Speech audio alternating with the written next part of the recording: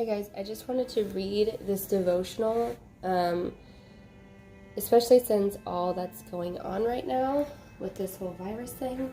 So, it's crazy because I just unpacked it, and this is the devotional for today. So I'm going to go ahead and read it.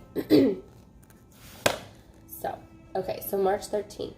You don't have to worry about whether your world is under control. God rules. You just have to learn to trust Him when His rule isn't evident. I looked everywhere. I looked high and low. There wasn't a drawer, a cabinet, or a dark closet I didn't tear apart in my search.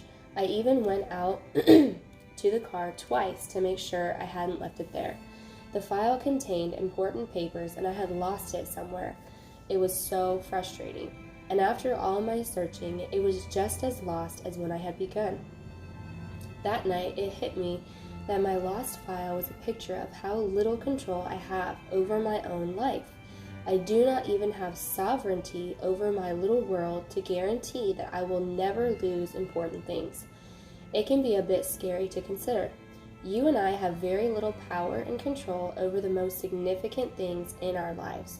You and I don't know what's going to happen next. We don't have a clue what will be on our plate the next week or next month.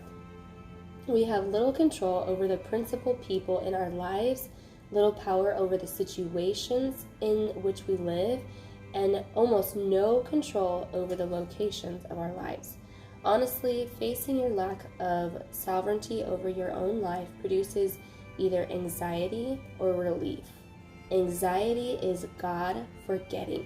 It is a result of thinking that life is on your shoulders, that it is your job to figure it all out and keep things in order. It's worrisome to think that your job in life is to work yourself into enough control over people, locations, and situations that you can rest assured that you will get what you think you need and accomplish what you think you need to accomplish.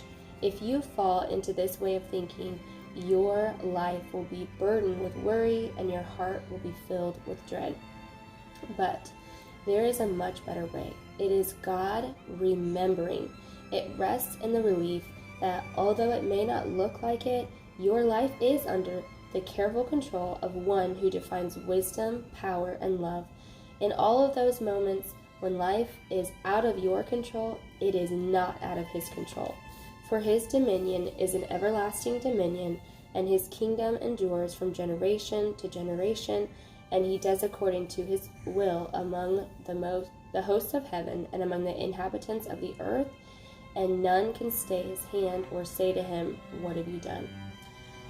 You see, rest is not to be found in your control, but in God's absolute rule over everything. You will never be in a situation, location, or relationship that is not under His control. I thought that was a really good read for today and what's going on right now. Sorry, I'm a little stuffy still. I'm trying to get over a cold. No, I do not have the virus. All right, guys. Hope that was encouraging.